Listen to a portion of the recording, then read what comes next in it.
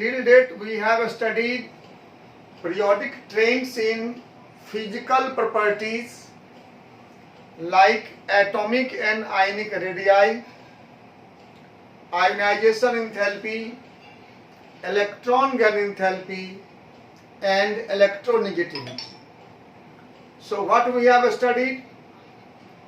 From left to right in a period of PT, the atomic and ionic radii generally decrease.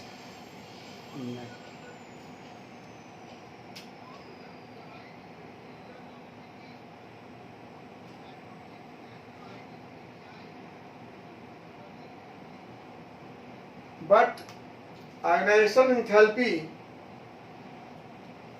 electronegativity generally increases, and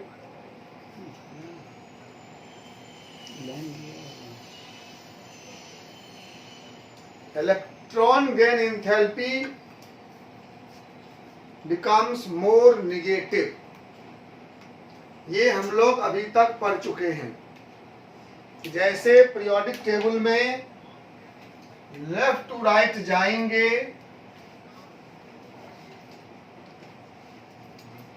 left to right in a period, what will happen? Atomic and ionic radii decreases, ionization enthalpy, electronegativity increases, and electron gain enthalpy becomes more negative, bearing some exceptions. बहुत सारे exception हम लोगों ने देखे हैं, वो तो हमको ध्यान रखना पड़ेगा, ठीक है। अब इसी बेसिस पर हम लोग केमिकल प्रॉपर्टीज का वेरिएशन देखेंगे। सोचिए, आप क्या उम्मीद करते हैं? मेटेलिक प्रॉपर्टी, मेटेलिक प्रॉपर्टी,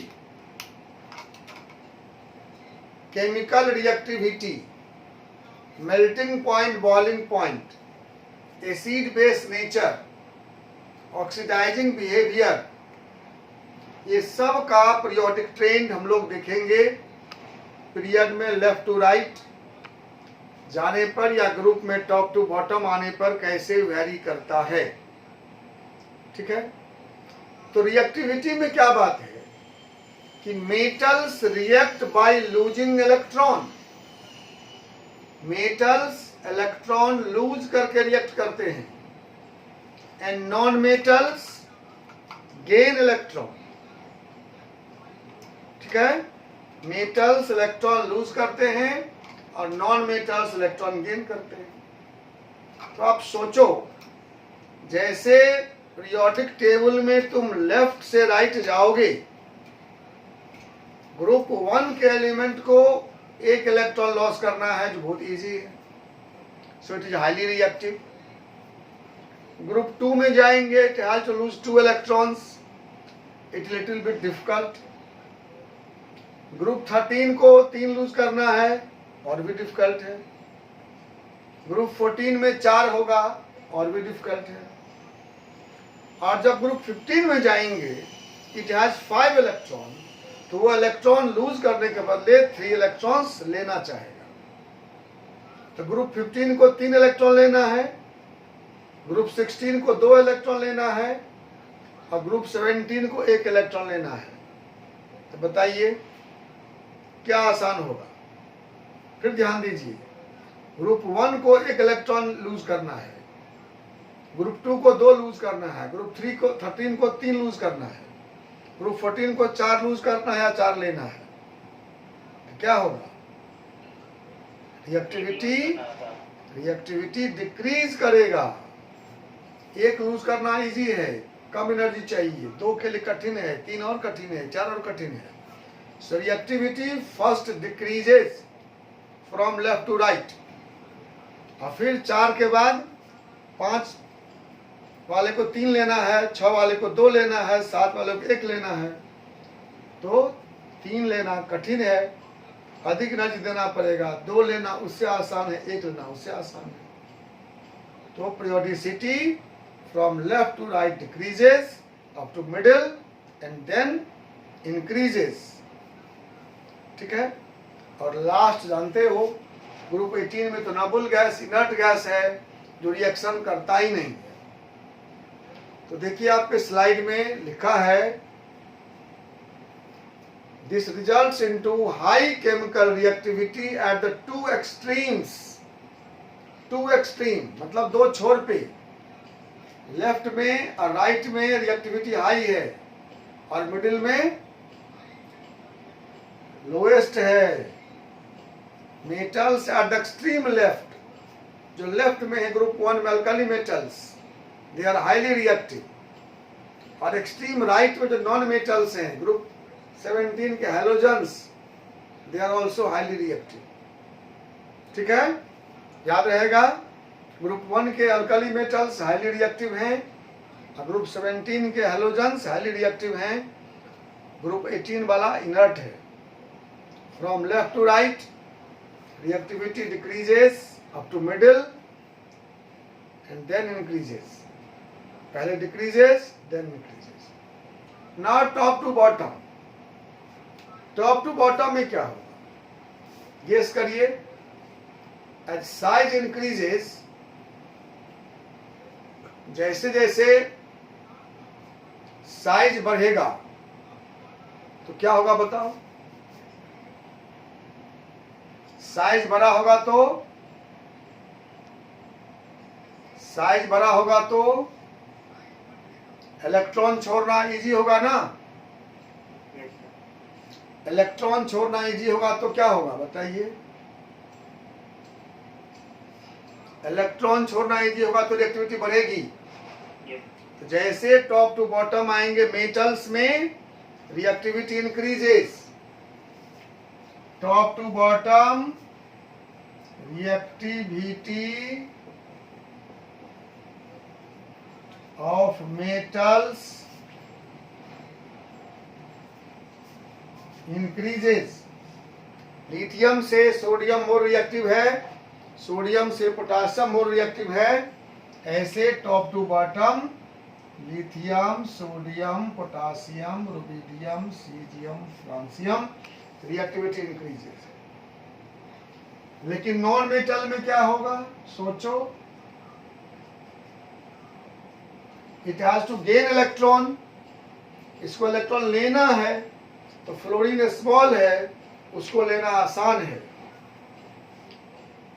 जैसे टॉप टू बॉटम आएंगे साइज बड़ा होगा, इलेक्ट्रॉन गेन करने की एबिलिटी घटेगी।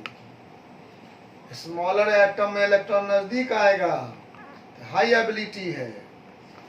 इसमें top to bottom electron gaining ability decreases, so reactivity decreases.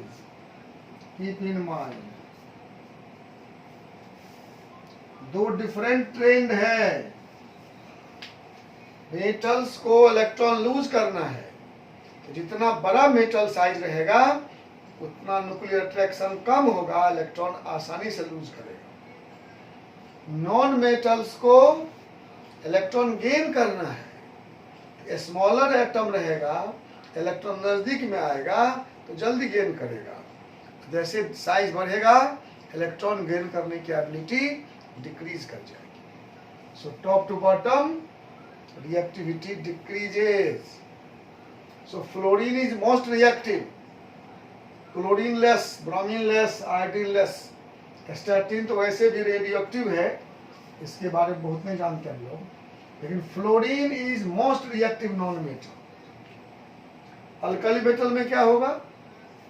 As we go down lithium is least reactive, sodium more, potassium more, rubidium more, caesium more, francium more, ठीक है। ये आपको दिखाई देगा कि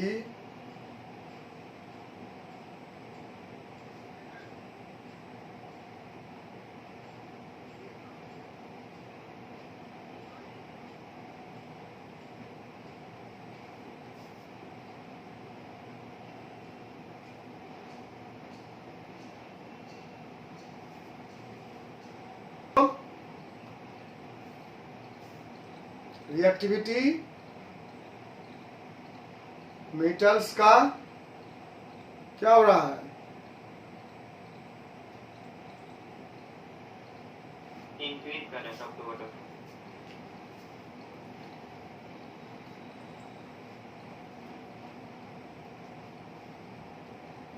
तो हो गया फाइनल कि मेटल्स का reactivity top to bottom increase करेगा और नॉन मेटल्स का डिक्रीज करेगा। कारण समझ गए, दोनों के रिएक्शन करने का स्टाइल अलग अलग है।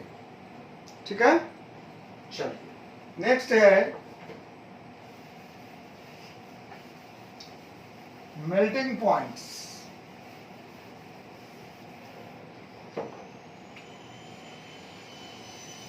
Melting point. What is melting point? Melting point is the temperature at which a solid changes to liquid. जिस टेम्परेचर पर कोई सॉलिड लिक्विड बनता है। तो मेल्टिंग पॉइंट किस बात पर डिपेंड करेगा? Melting point depends on inter particle force. Inter particle force, particles के बीच फोर्स स्ट्रांग है तो उसको मेल्ट करने के लिए हाई हीट चाहिए, वो हाई टेम्परेचर पर मेल्ट करेगा। अगर पार्टिकल्स के बीच इंटर पार्टिकल फोर्स वीक है तो उसको मेल्ट करने के लिए कम हीट चाहिए, तो वो लो टेम्परेचर पर मेल्ट करेगा। अब देखो मेटल्स में होते हैं मेटेलिक बॉन्ड। मेटल्स में क्या होते हैं? Metallic bond. पढ़ेंगे हम लोग, केमिकल बॉन्ड आगे पढ़ना है उसमें। तो मेटेलिक बॉन्ड का स्ट्रेंथ साइज बढ़ने से घटता है। Strength of metallic bond decreases with increasing size, because metallic bond में इलेक्ट्रोस्टैटिक फोर्स होते हैं। क्या होते हैं? Electrostatic force. जानते हो क्या होता है? F बराबर K into Q1 into Q2 by D square, Coulomb's law. So as D increases, force decreases. So strength of metallic bond decreases with increasing size.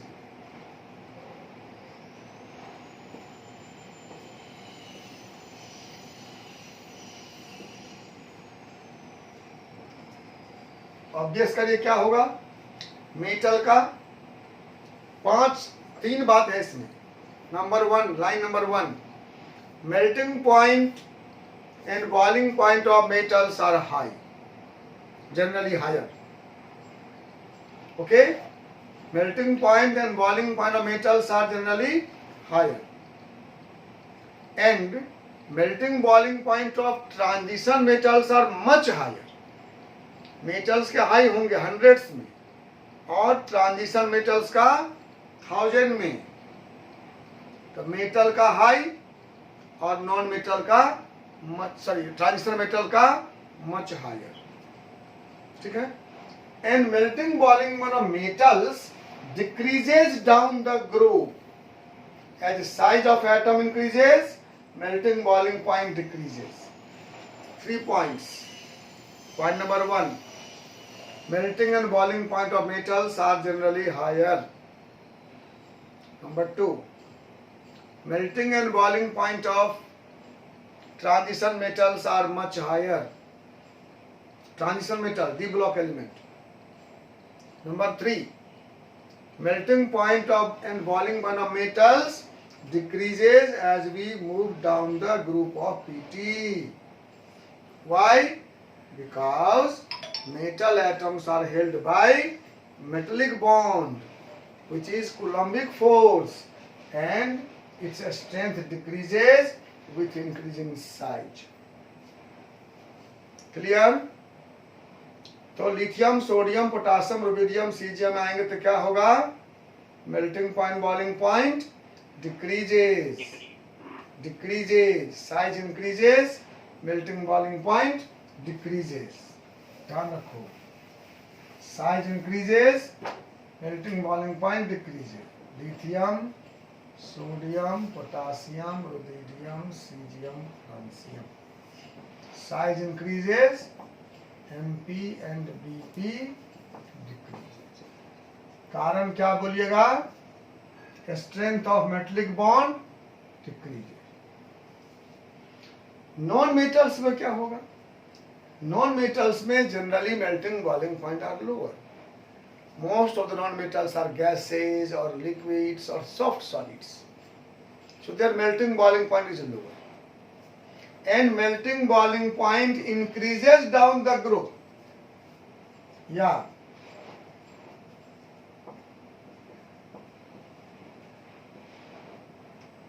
Melting boiling point increases down the group. Why?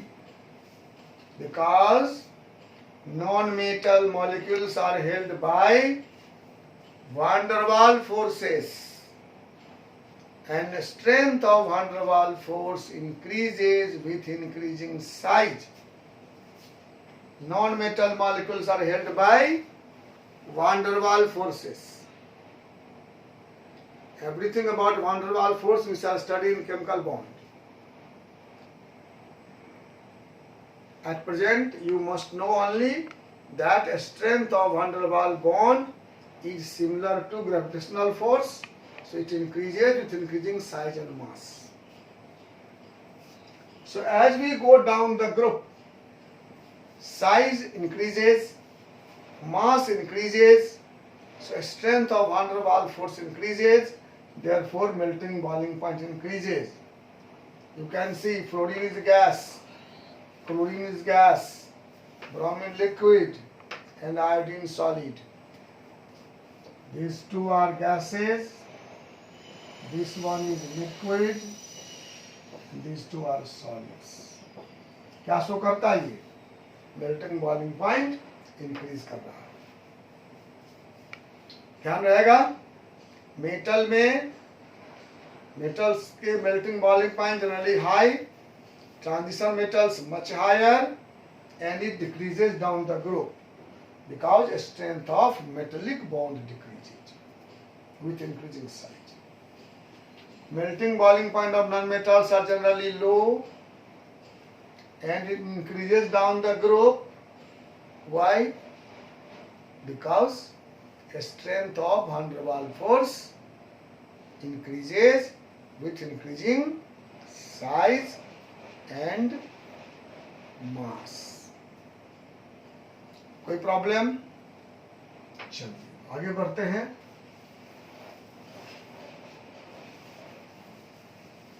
Next है oxidizing behaviour. Oxidizing reducing, probably you have heard the term, या नहीं सुने हो तो बता दें.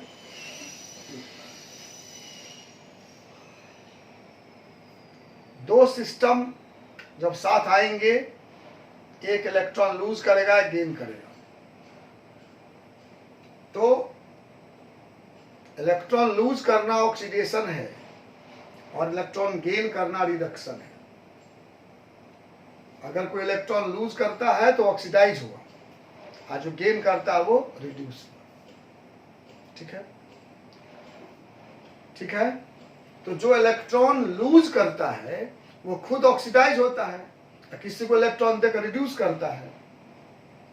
सो metals are called reducing agent.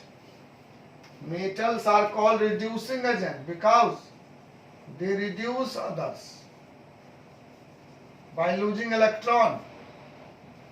And non-metals are called oxidizing agent. Why? Because they accept electron from others. जो दूसरे को इलेक्ट्रॉन देता है वह रिड्यूसिंग एजेंट है, और जो दूसरे से इलेक्ट्रॉन लेता है वो ऑक्सीडाइजिंग एजेंट है. तो आपको पता होगा, metals lose electron and non metals gain it. So metals are reducing agent, non metals are oxidizing agent. Now you can guess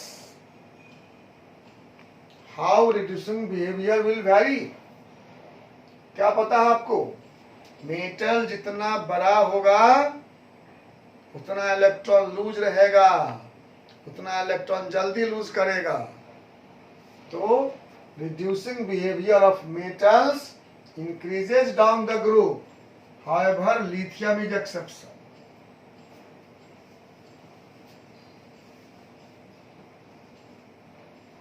You must know lithium is the strongest reducing system in water. The strongest reducing agent is lithium. Although in general, from top to bottom, as size increases, reducing property, reducing strength increases. Non metals को electron gain करना है, बार बार बात करता हूं।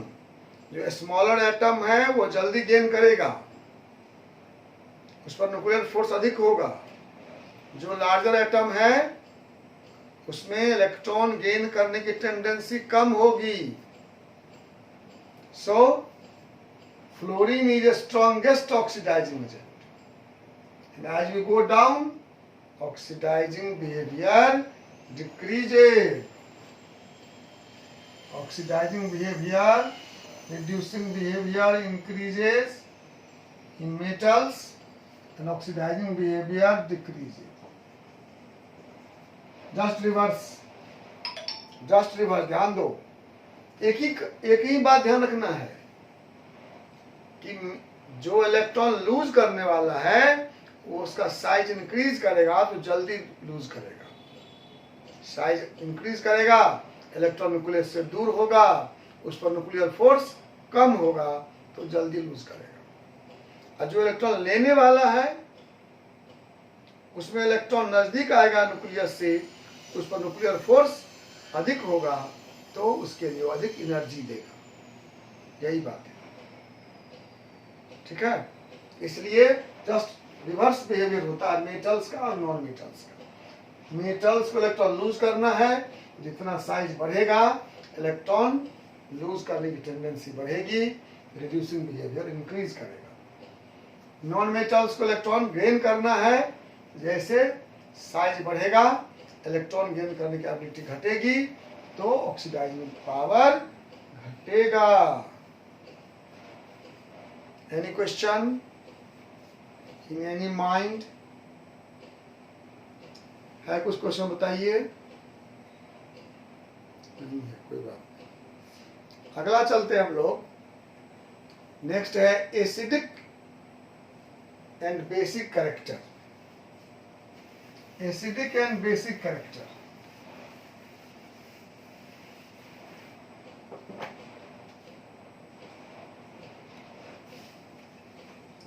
Acidic and basic character.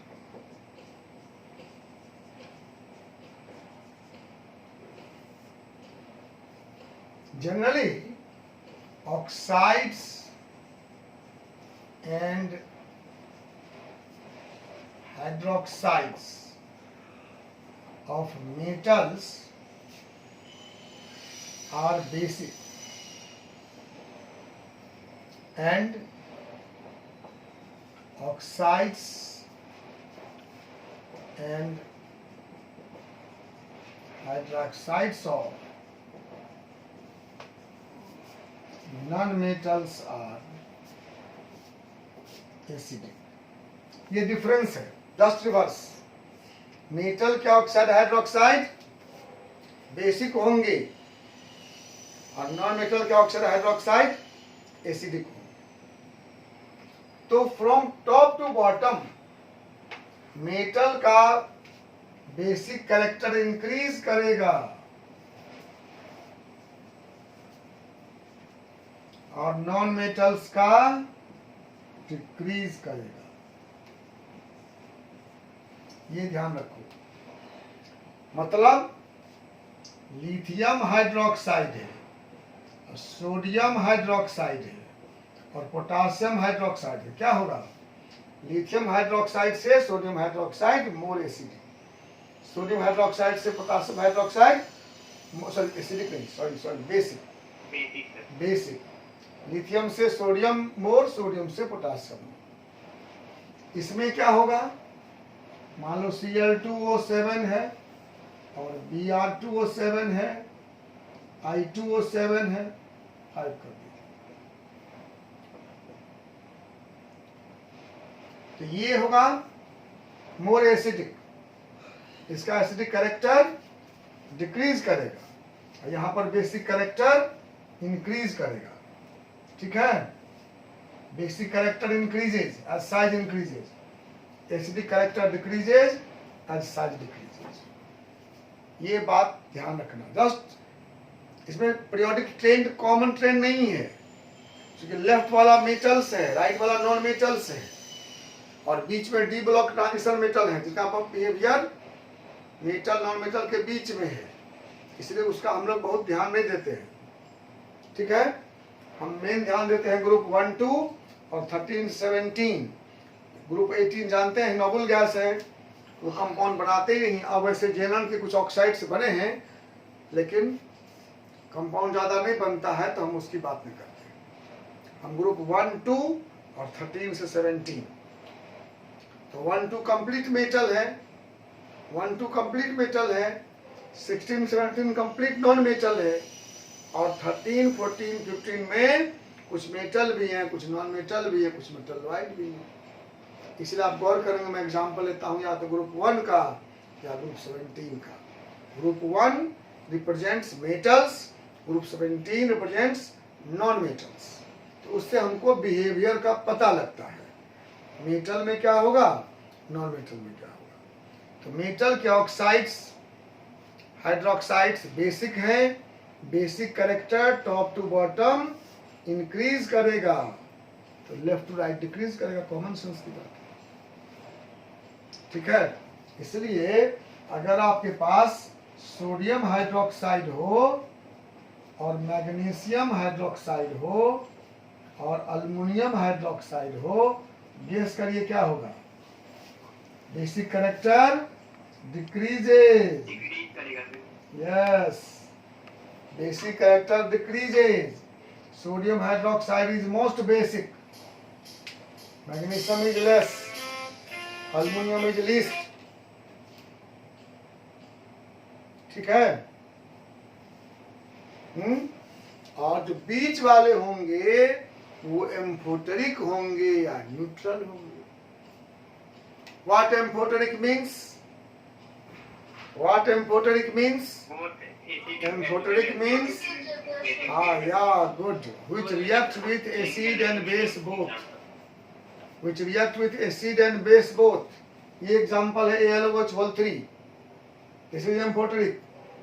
ये acid से reaction करेगा as base और बेस से करेगा as acid. And what is neutral means, neither acidic nor basic, ना वो एसिड से रिएक्शन करेगा ना बेस से रिएक्शन करेगा, उसे हम लोग कहेंगे न्यूट्रल। तो जो बीच के हैं ग्रुप 13 के 14 के, वो एलिमेंट कुछ एसिडिक भी होते हैं और कुछ बेसिक भी होते हैं, कुछ न्यूट्रल भी होते हैं, कुछ एम्फोटेरिक भी होते हैं। ठीक है, तो हमने ये देखा variation of properties across A group and period of periodic table. इसमें कुछ मन में क्वेश्चन है तो बताइए आप। अब हम लोगों को 2-3 बात पढ़ना है, ये लेसन आई होप कि एक क्लास में समाप्त हो जाएगा। That is anomalous behaviour, diagonal relationship and inert pair effect. ये हम लोग पढ़ लेंगे तो ये टॉपिक, ये चैप्टर फिनिश हो जाएगा, मेरा फिनिश होगा। आप कितना पढ़े आई डोंट नो, आप जानते हैं। आप पढ़िए, यहाँ भी पढ़ते हैं, घर में पढ़िए, पूरे वीडियो को फिर से दोबारा पढ़िए, धीरे से देखिए, हर बात को समझिए। ठीक है, नोट करिए मेन पॉइंट्स, और जहाँ कंफ्यूज करते हैं वो हमसे क्वेश्चन पूछिए। ठीक है, जो लोग नए आए हैं वो हमारे चैनल को सब्सक्राइब करिए, ताकि आपको नोटिफिकेशन हर दिन पहुंच जाएगा। हम जो भी कुछ नया प्रोजेक्ट बनाएंगे और उसको आप देखेंगे, और आपको जो भी क्वेश्चन हो आप कमेंट बॉक्स में लिख दो, आपको उसका आंसर मिल जाएगा। ओके, ठीक है, Yes, sir. Thank Yes, you, sir. Thank you, Bye, sir. Bye.